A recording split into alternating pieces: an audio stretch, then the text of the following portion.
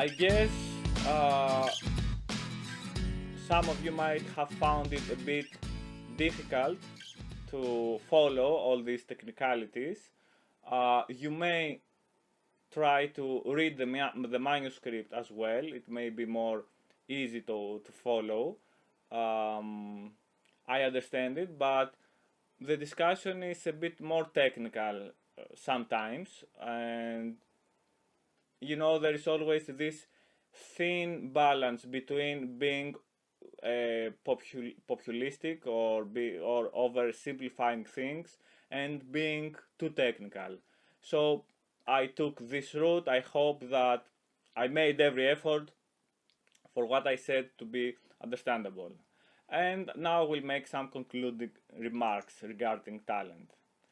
Both proponents and opponents of the talent hypothesis are too much concerned about the epiphenomenon. However, the epiphenomenon in episteme is not the destination. The epiphenomenon is what we see with our eyes. The phenomenon is the starting point. It should not be used as an argument of any sort.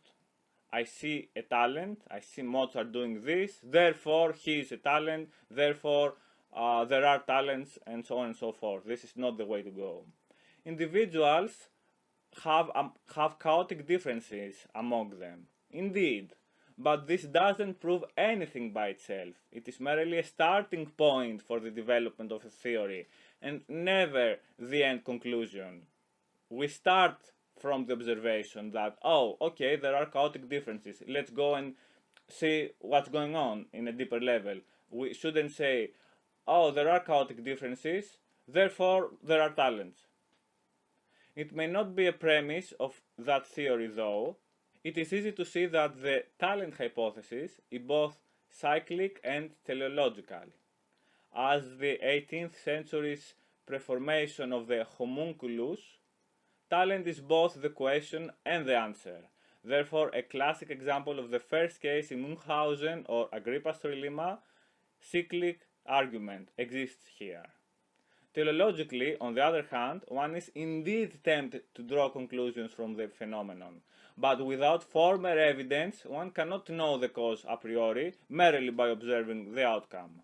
One may be able to identify talent, if talent was already proved, but cannot infer talent from the performance alone before any exclusive pre-established ability is found. As Hume argues on the validity of such arguments, example, the argument from design, where one observes nature and concludes that there is a God, one simply cannot know enough to extract the cause from the effect. The notions of talent and giftedness are inherently discriminatory and racial.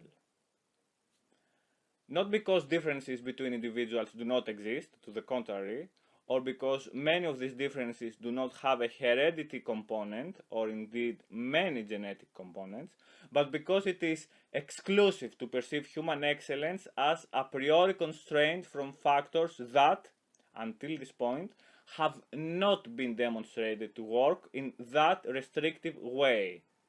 Herzog also says that in a 2009 study. This is the very essence of emergentism. The emergent behavior may not be reduced to a list of physical components, much less at this point when we are still trying to fully understand how these components themselves work. Talent is a modern version of the science of phrenology. Even worse, both phrenology and expertise are value judgments on a physical substrate.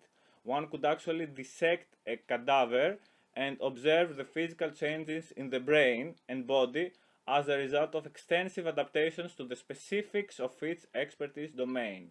In phrenology as well, one could observe a skull and try to make some value judgments regarding one's personality, etc.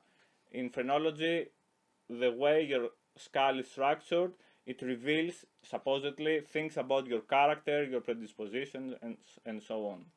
In talent, however, one may observe no physical substrate.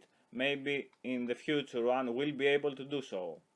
To say anything about talent and giftedness, all there is to observe is another judgment value, that is, expertise. For this reason, I call talent a meta-value judgment, a value judgment of a value judgment. Concluding, some great thoughts that are attributed to Robert J. Sternberg, as were cited by Dye in 2009.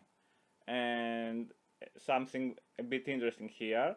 Surprisingly, even though Professor Sternberg does support this view I'm going to read to you, he does not know where he said that or anything similar. That was out of a personal correspondence we had back in 2013.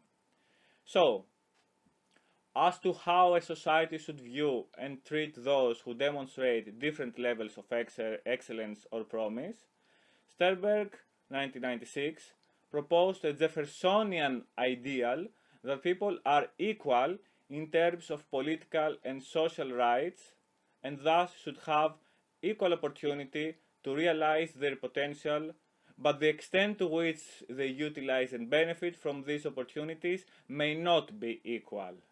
People should be rewarded for what they accomplish, given equal opportunity, not for what they might have or could have accomplished.